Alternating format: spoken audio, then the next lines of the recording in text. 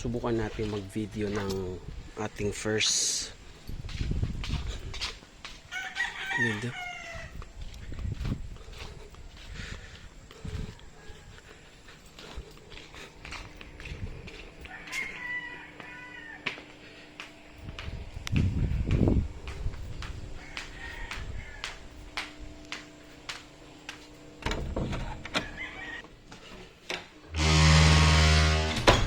Yan, tumutulog pa't nag-iingay pa yung aking pintuan. Okay? So, ngayon po ay ito ang first o unang subok sa aking buhay bilang isang house husband. Yan, kapansin nyo, ito yung bahay. So, kaalis lang akin ng mga anak. Masok sa paaralan. Ngayon, yan, kalat pa yung bahay. Kalat pa.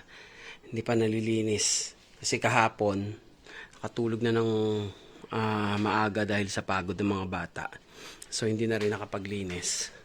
So, ito po ang aking maliit na bahay. Pagpasensyahan nyo na, medyo makalat. Pero, ito ang ipapakita ko sa inyo ngayon kung ano yung buhay ng isang house husband na naiiwan sa kanyang tahanan. So, yan. Yan mismo ang aking bahay. So, ito. Hindi pa rin naayos. Kagigising lang ng aking bunso. Yan. Sa cellphone yan maghapon, magta-tablet. Hi! Yan. Masaya na siya dyan nanonood ng ganyan. So, yan. Hindi pa nga ako nakakapaglinis. No? So, ito yung aming simpleng bahay. So, kung mapansin ninyo, wala pang kalaman-laman yan. No? Yan. Wala masyadong disenyo ang bahay. Plain white lang. Tapos yun, inanay pa kami. Yan. May tatak, may bakas pa ng anay. Hindi ko pa napipinturahan kasi wala pang pambili ng pintura. Meron naman kaming kortina. Yan, ang kortina, bitin. So sabi ng mga designer, dapat daw pag magkukortina ka hanggang dun sa may medyo dikit sa semento ng konti. Kasi ito naman, laki ng bintana namin pero wala ding kortina. So yan. Ito naman, may kortina, ibang kulay. Magkaibang kulay dun sa isa, sa kulay green. Yan. Tapos dito, wala pa din. Wala pa ding laman or wala pa rin kortina. May TV kami, napag-ipunan. Yan, pero kung titignan nyo, TV lang talaga. Kasing wala pa halos talagang kalaman-laman. Kasi nahinto din ako sa trabaho. So ito, isa sa mga project ko sana para kahit paano ay ma-improve ko yung kwarto. Ito yung tinatawag namin na master's bedroom sana. No, pero yan lang. Yan lang siya, yan lang ang laman.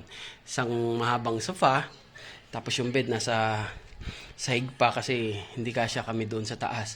At ayaw ng mga bata na magkakahiwalay pa kami. Tapos yun, kita nyo yung aking yan, aking bed. Hindi pa naayos. So, papakita ko sa inyo kung paano ayusin yan ngayong araw na to. Yan, so sana mag-stick kayo. Nood lang po kayo sa lahat ng makaka-relate sa buhay ng isang house husband. Ito po ang channel na para po sa inyo. At dito sa channel na to, actually ito yung unang vlog na gagawin ko. So sa channel na ito, ang focus lang po ay yun nga, yung buhay ng isang house husband. So yan. So makikilala nyo po ako. Basta po masubaybayan nyo po yung ating channel. At ako po ay mayroong goal ngayong taon na ito. Ang layunin ko ay magkaroon ng maraming subscribers. Tapos kahit paano siguro mag-earn ng konting pera para sa pagpapaayos ng aming bahay. Ayan. So hindi pa rin ako nakakapaghugas ng plato. Kung mapansin nyo, bakit makalat pa ngayon, hinatid ko pa yung mga bata sa school, tapos hinatid ko din yung aking asawa sa school. So, kaya paggising ng umaga na madaling araw, magluluto kami. Ito ang aming lutuan. Yan. Magluluto kami muna ng agahan para sa mga bata. Then after nun, hatid na sila sa school, tapos si Mrs. maliligo na. Pag nakaligo na siya, ihatid ko siya sa kanyang opisina, tapos balik ako ulit dito. Kaya kanina, mapansin niyo na maba ako ng motor kasi galing ako sa paghatid sa aking asawa. So yan. So, nakita niyo na parang house tour na rin ito, no? House tour ng napakaduming bahay. Yan. Hindi pa mga nalilinis. Yan. So ngayon po, maglilinis muna tayo ng bahay.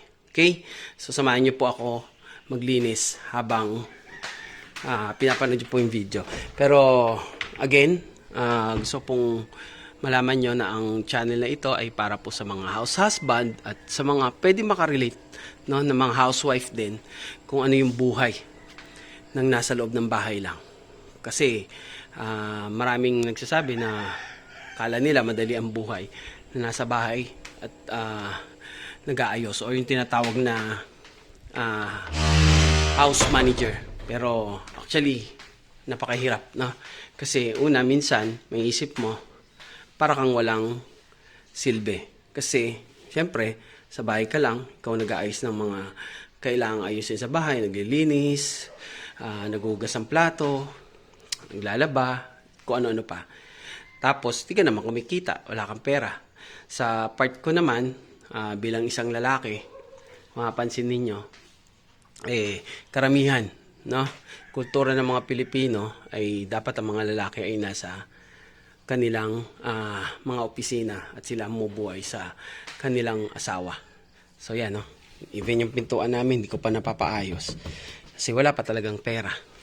Pero malay naman, pagpalain at suportahan ninyo ako sa channel na to, makabili tayo ng pintura para sa bahay. Tapos pintuan, yan. So mapapansin nyo talagang kawawang-kawawa na itong bahay na ito. Yan, hindi pa nga din tapos yung mga yung mga pintura na yan. Pinaayos ko dahan-dahan pero hindi ko na napinturahan kasi wala nga akong pambili. Yan. So sa ngayon, house husband muna ako talaga. Meron akong trabaho before. So isang taon na akong walang trabaho since 2022 December naging yung aking contract. So from January 2023 hanggang ngayon January 2024 ay wala pa ho tayong trabaho. Naghanap naman tayo pero napakahirap ng trabaho na makuha dito sa Batangas City. Kasi medyo mataas na din yung aking posisyon kaya napakahirap kumuha ng trabaho na mas mababa yung posisyon doon sa nakagawian ko na. At syempre, siguro kahit paano may konting pride, no, na umiiral sa akin. Sabi ko nga, di kung magiging utusan din ako sa opisina, dito na lang muna ako sa bahay. At least, utos-utusan man ako ng asawa ko para naman sa pamilya ko. Na? So, yan po. So, ngayon, paano ba to? Anong unahin natin gawin? Unahin natin linisin ang kwartong ito. Sige.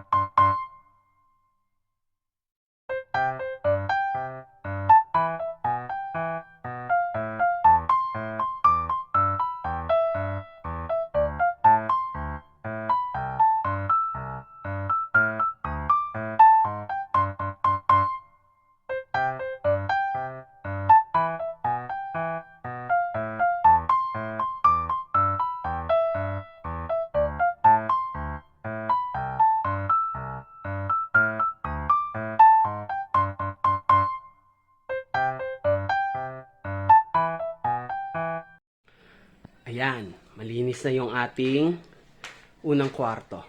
Medyo mais-ais na, no? Nalinis na natin.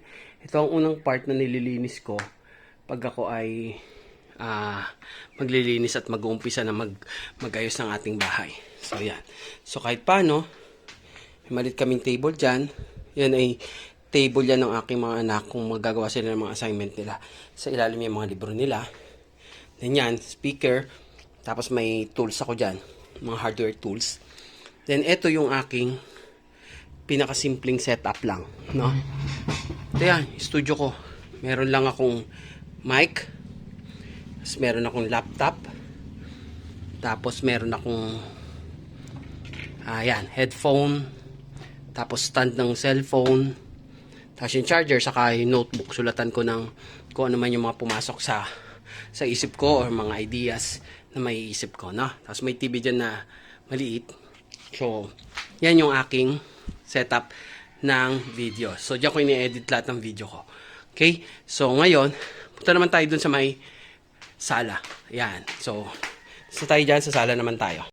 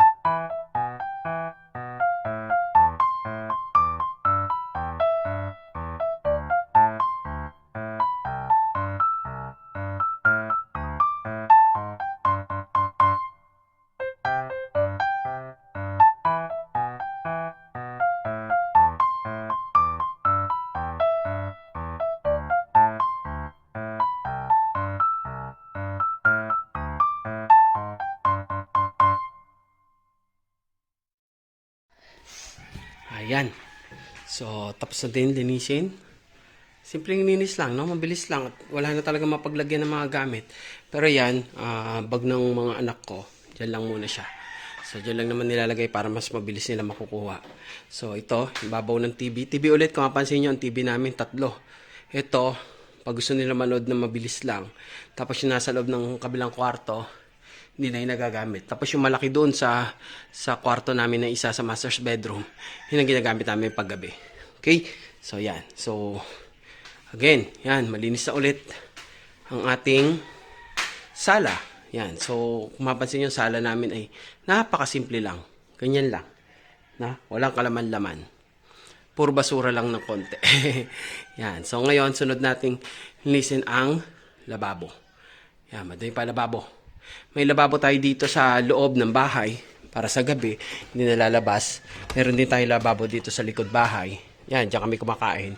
Yun, dun. Kumbaga, ito yung aming dirty kitchen. Okay? So, linisin muna natin. Unahin natin itong nasa loob ng bahay.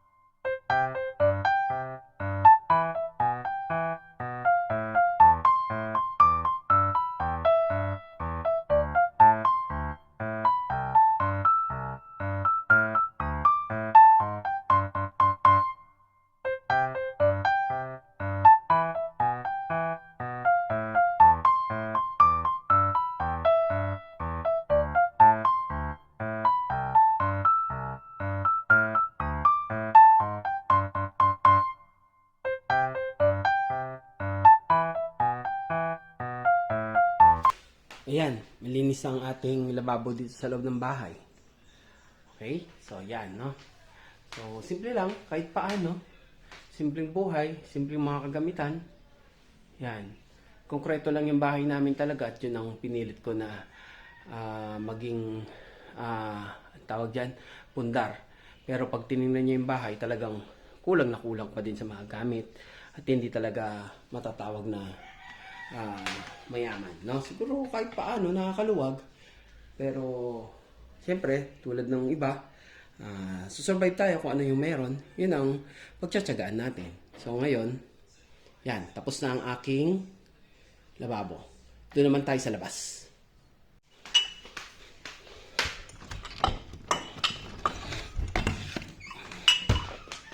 Yan, so second to the last na lilinisin natin ay ang ating kusina.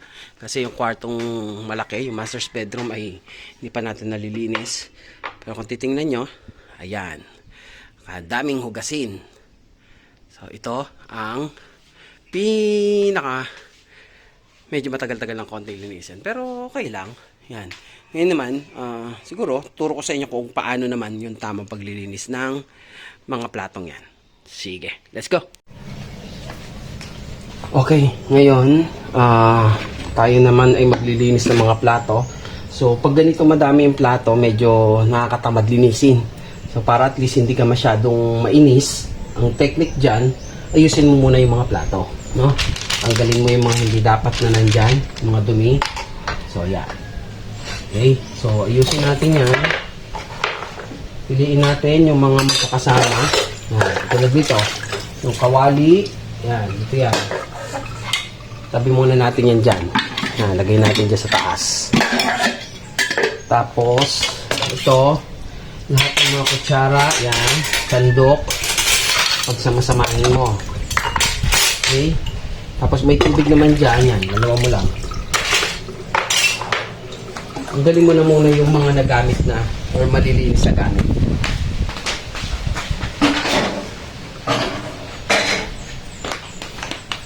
Yan, kasi pag konti lang yung nandiyan sa harapan mo, pag nabawasan niya, ito malinis to eh. Pero linisin pa din natin kasi nilagay sa maduming mga gamit. So, gilid muna natin yan dyan. So, yan. Tanggalin muna natin itong mga basahan. Mamaya natin gagamitin yan. Okay, so yan. Dirihan. Ito. Ito, hindi mo naman hugasan yan. Lipat mo na yan doon sa lagyan.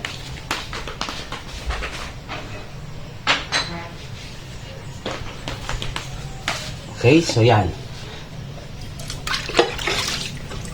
Yan, medyo pwede mo ilublob din sa tubig na naipon yung mga plato para matanggal ng konti yung mga dumi. Pero basta pag-hiwa-hiwalayin mo, pag samasamahin mo yung magkakaparehas. Parang kanta, di ba? Pag samasamahin ay pare-pareho, ang magkakatulad ay ating igrupo. Yan. Kasi pag pinagsama-sama may magkakatulad na yan, makikita mo na maayos kung ano yung mga dapat mong hugasan. Kanina, ang dami-dami sa paningin, di ba? Pero pag inayos mo na yan, natatanggal na naman na yung mga kaning-kaning, no?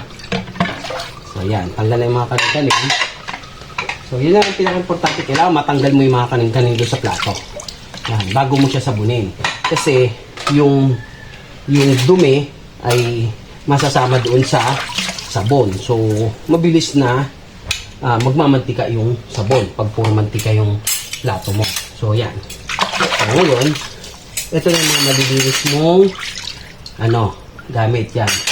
Ako, pag kadalasan ba, ito, malinis naman to kasi ito yung pinangaano sa kanin, hindi siya mamantika. Hindi ko na yung minsan nilulublob doon.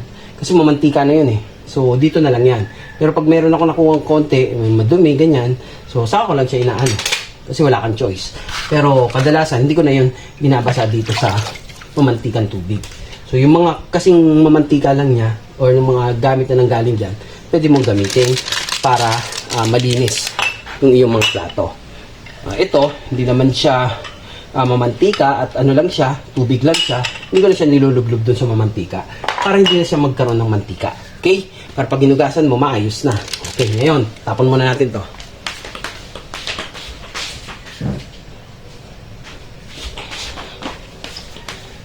Okay, so ngayon, titingnan mo, kailangan laging malinis yung lababo, yung loob, no? Yung mga nasa tubig na nasa ibabaw pa, pwede may ibuhos dyan para malinis yung lababo. Okay? So, yan. Yan, may mga kanin-kanin doon sa iyong tanggalin mo na yan. Yan. Tapos, ito, yung dumi na to, huwag mo itatapon doon sa iyong lababo kasi baka magbara. So, dapat yan, bawasan mo ng tubig, piliin mo na huwag mo isama yung mga nadudumi o yung kanin. Okay? So, yan. So, yan yung kanin. Yung kanin na yan, yan yung tatapon mo doon sa basurahan.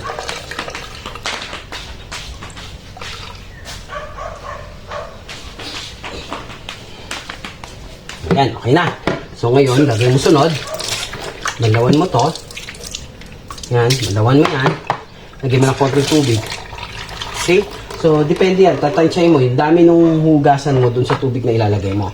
So, ito para mga kalahating baso. Bawasan natin konti. Yan. Kalahating baso. No? Tapos, yung sabon, siguro kaya mga isang kutsaritang sabon. Yan. Tatansyahin mo lang. Yung dami. No? Yung sa tingin mo ay magiging mabula na yon. Kasi itong sponge mo, bago mo gamitin, balawan mo muna. Yan. Kasi nagamit mo na yung nakaraang araw. So, ngayon, gamit yung sponge, pabulain natin yan. Yan, mabula na. So, medyo marami-rami ang nailagay natin na sabon. Ngayon, sa paghuhugas, inuuna yung mga hindi mamantika. Para yung sabon ay hindi kagad magmantika. Okay, unahin mo yung hindi mamantika. Ano yung hindi mamantika? Yung mga baso. So, yan. So, yan ang una mong huhugasan sa sabon. Yan. Kasi mabilis na lang yan hugasan kasi wala yung masyadong mantika. O walang mantika talaga kasi tubig nga lang yan. Tapos, pag maghuhugas ka, lagi mong sisiguraduhin ito, yung inaanuhan ng labi, pinapaikutan mo yan ng sponge. Yan. Tapos yan, yung loob, papasok mo sa loob, sukwitin mo, dinan mo sa loob. Yan. Para kung ano man yung mga naipon na dumi dun sa loob, mawala. Okay? So, yan. Ganyan ang technique sa paghuhugas. Kuha ka ng sabon. Unahin mo yung nasa loob, ha? Yan. Hindi mo yan sa loob. Kuskusin mo yung nasa loob. Then, pagkatapos nun, sa labi, yan, mga 2-3 ikot. Tapos, katawan sa labas. Bakit inuuna yung nasa loob? Kasi yung loob yung dapat na mauna. Kasi malinis-linis pa yun. Okay? So, sunod mong hugasan, pag nahugasan mo yung baso, yung less ulit na mamantika. Yan, dito. Wala yan halos mantika. Yung pansandok sa kanin. So, lagyan natin yan doon. Ano sunod dito na less mamantika? Very good. Yung kutsara. Okay, so lahat ng kutsara, paksak mo yan sa loob. Kababad mo na yan.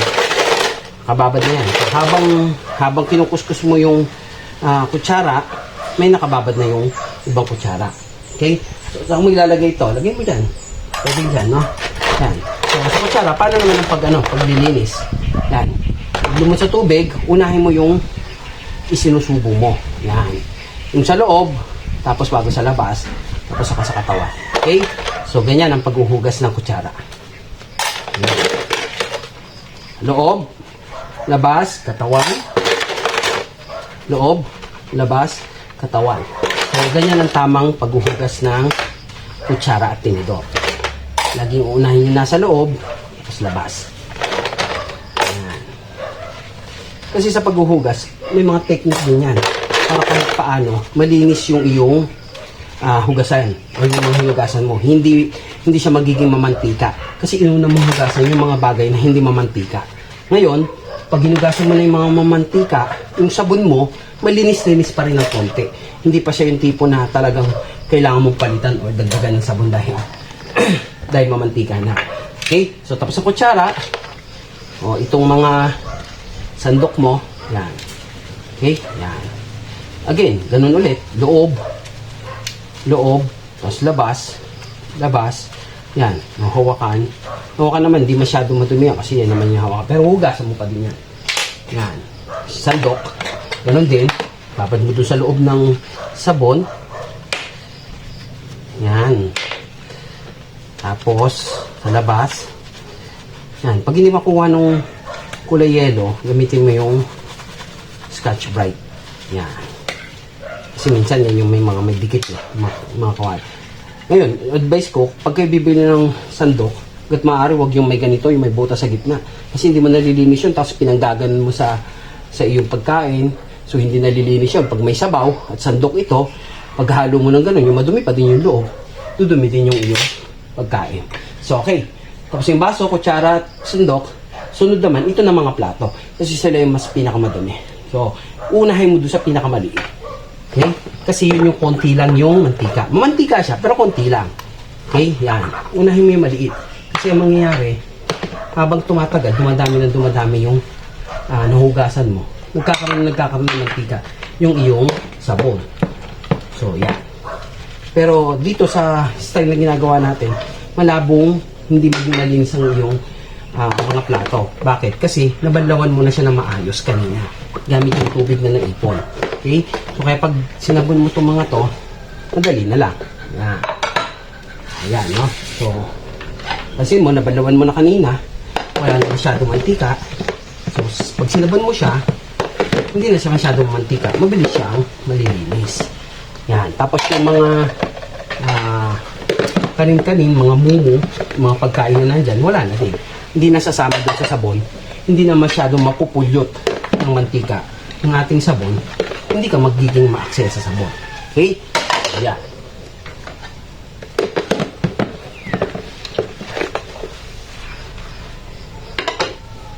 Okay? So, tuloy mo lang hanggang maubos yan. Yan, ngayon yung ano mo, yung sabon mo, tama-tama lang yung pagkakalagay natin kasi hanggang ngayon, mabula pa rin siya. Ibig sabihin, marami pang may epekto pa yung sabon sa mga plato at mga mantika. So, yan. Okay?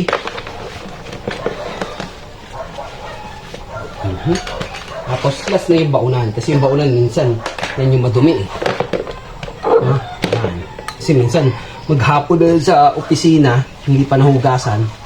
Yan. Ito kasi pinagbaunan na, gabi na to dumating, hindi na nahugasan kagabi. Kaya ngayon mo lang mahugasan.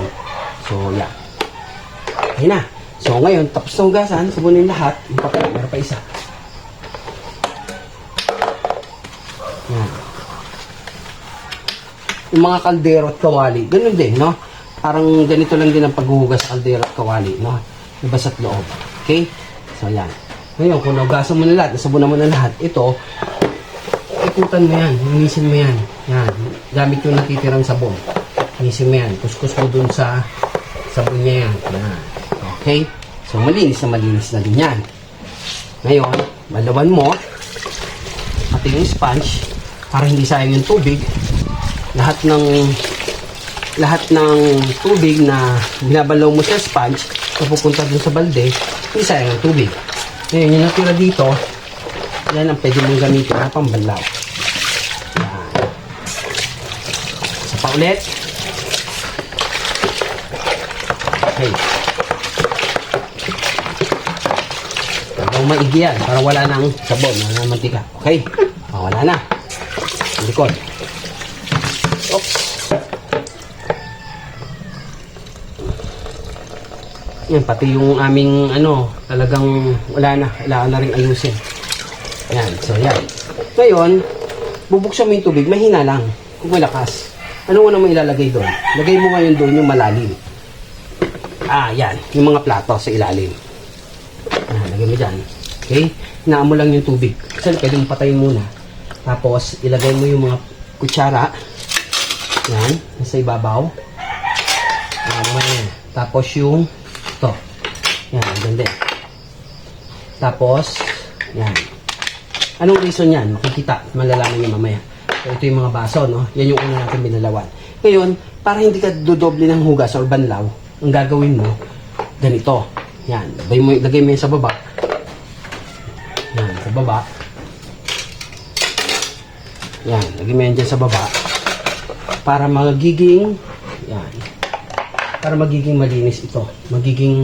Meron kang espasyo na lilinisin. Okay? So, linisin natin to. Yan. Yan yung tubig. Yan.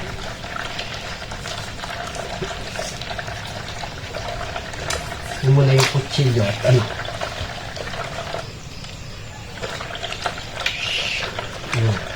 Hanggang lang, para hindi mapunta yung dumi doon sa baso mo. Okay, ngayon, malinis na ngayon itong lababo mo. No, yan. Ngayon, dahil malinis na yung lababo mo, pwede mo nang paglagyan yan ng nabanlawan mo. Yan. Kasama ng konti, unti lang. O, kung mapansin nyo, lahat ng gagamitin natin tubig dito ay pupunta doon sa ilalim. Sa baba. Okay? So, isang banlaw ka lang yan. Yan. Yan, kung mapansin nyo, yan, dire-diretso yan doon sa baba. Naiipon ngayon yung tubig dito. Ngayon, yung mga nakalagay dito ng mga plato, kutsara, lahat, ay mababanlawan na. Matatanggal na kahit paano yung kanilang tubig. So, yan. Ay, yung kanilang sabon. So, gagamitin mo ngayon, pag hinugasan mo yung mga nakababad dito, konti mo na lang hugas. Kasi nababanlawan na siya ng konti. Yan, mo lang konti. Ito, matatapos mo itong hugasan na ito ng makakadalawang ganito ka lang yata. No? Palanggana. Dalawang punong palanggana, malaki na yun. Isa usually kalahati lang. Isa't kalahati, ganyan. So, paghugas ng pagbabanlaw ng kutsara, ganun ulit. Gasa mo, tapat mo yung ilalagay sa bibig, tapos yun yung binabalaw mo na maigi. Yan. Yan. Isa-isay mo ha, para malinis. Yan. O, ramdam ko na wala nang sabon yan. Okay, ngayon, makita mo, nawawala yung sabon, yung bula sa ibabaw, no? Yan, no? So, pag ginugasan mo itong mga nakababad na ito, wala na yung sabon. Ang gagawin mo na lang dyan, ang effort mo na lang dyan ay tingnan kung meron pang sabon na nakadikit sa plato. Yan. O, so, isang banlaw ka lang. Kasi, yung unang banlaw, nandun. Yung pangalawa at final na banlaw, nandito sa gripo. Hindi ka masyadong nagiging maksaya sa tubig. Yan, kasi mahina lang yan. Kasi siguro matatapos itong hugasan ko na to, 2 o 3 ano lang. Dalawang palanggana lang ng tubig. Yan. Yan, sobrang hina lang yung tubig na yan. Tapos, katulad din ng technique, laging uunahin yung sa loob. Pag nabalaw mo na yun ng ganyan, sa labas, pagkatapos mo sa labas, balik ka sa loob kasi yung kamay mo nito, may sabon yan, ng konti. So, pag binalik mo yan dito, mabalawan mo to, malinis na ulit siya, wala nang sabon. Okay? Ganun lang yan. O. Loob, labas, balik sa loob para final banlaw, tapos. Okay? Loob, labas, then, balik sa loob. Ganyan lang ang paghugas ng plato. Yan. Okay, so may sabon pa doon. Ay, may tubig pa. Lublub mo ngayon yung mga malalaki. Yan. Yan. Nabalawan niya yan dyan. Okay, ganun ulit. Hinaan mo yung tubig. Gusto mo na mahina lang. Yan. Oh.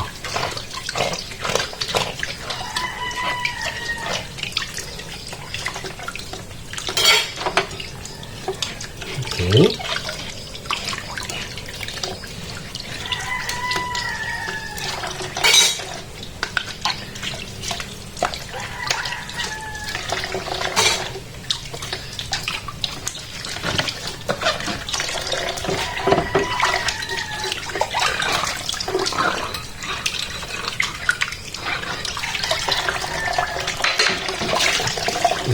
Yung halos wala na siyang sabon, no?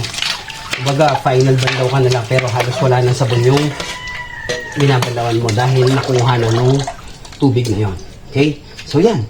Ganyan lang. So, yun lang halos yung tubig na nagastos mo para doon. Ngayon, since tapos ka na dyan, tanggalin mo yung mga tingin mo pwedeng bumara sa lababo. Tapon mo yan.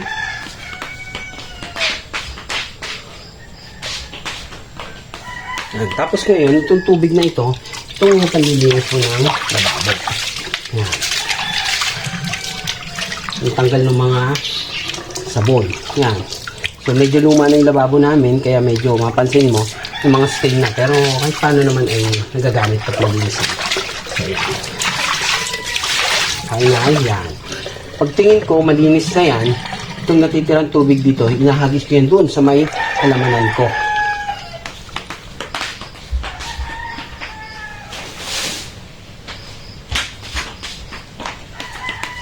Ayan, lagay ko sa halamanan. So, kahit paano, igamit ko pa yung tubig. Ilaw mo ulit. Isa pa. Ayan. So, ngayon, malinis na yan. Lagay mo ngayon ay lalagay mo ngayon itong mga hugasan mo na. Okay? So, again, unahin mo yan sa loob. Tapos, itaob mo siya para kahit paano tutulo yung tubig. Yan. Tutulo yung tubig dun sa palanggana. Yan. Sobrang ganyan.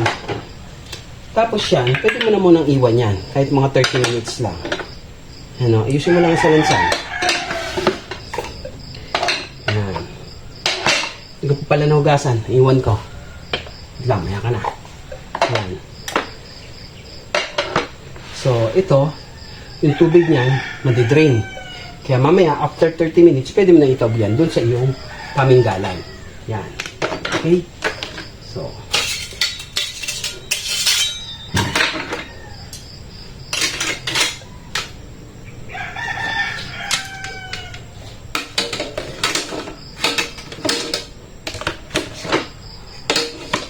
yan.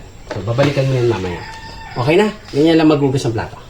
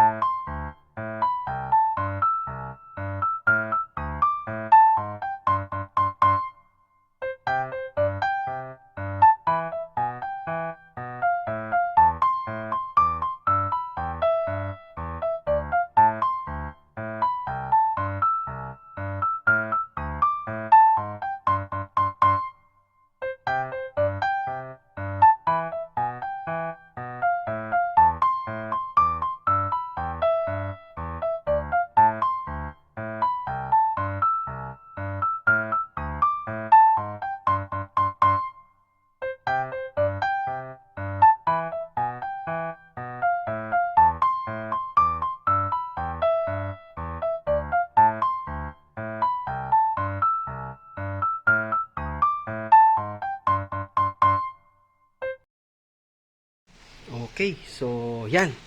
Tapos na ang ating paglilinis. So makita nyo, malinis ang ating lamesa. Yan, so tingnan natin ang ating plato. So yan. Tapos na rin tayo maghugas ng plato. Yan, lilinis. Ayusin na lang natin ng konti ito. No? Tapos done na tayo. Okay, so hinihingal ako. The last part. Ito na lang ang ating lilinisin. Okay, itong kwarto na ito, madali naman siya linisin, no? Pag nawalisan yan, malinis na yan, kasi mabilis lang siyang malinisan, at wala naman ako masyadong gamit. Ito na lang, liligpitin natin na maayos. Tuturuan kayo kung paano din gumawa at maglinis ng mga, anong tawag dito? Unan at kumot, pati yung bed. Okay? Sige, let's go!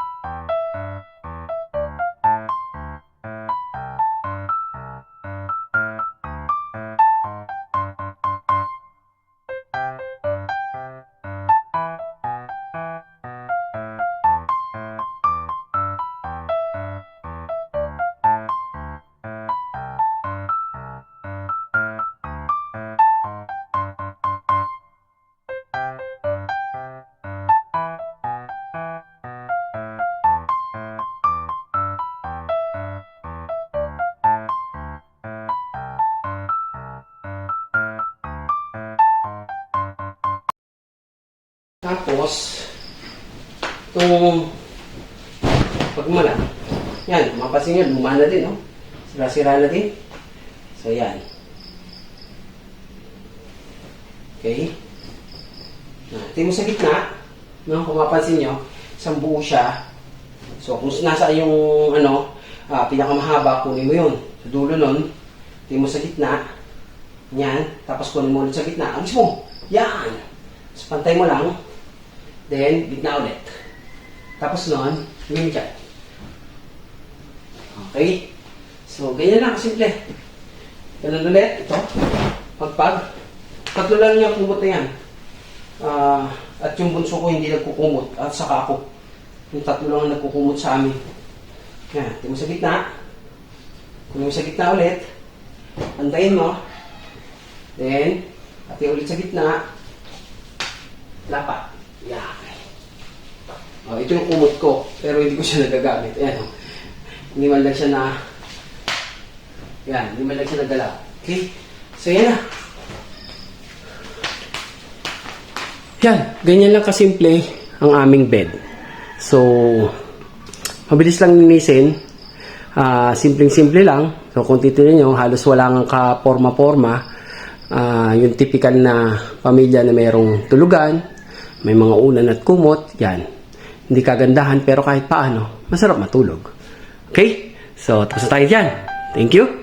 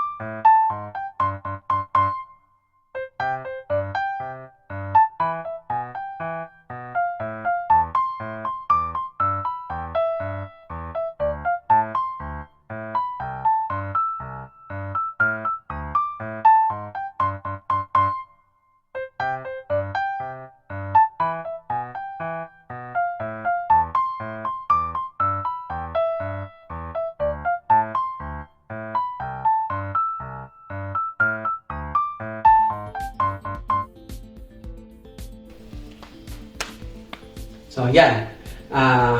Ang nangyayari sa atin sa buong umaga. So, maglinis ng bahay.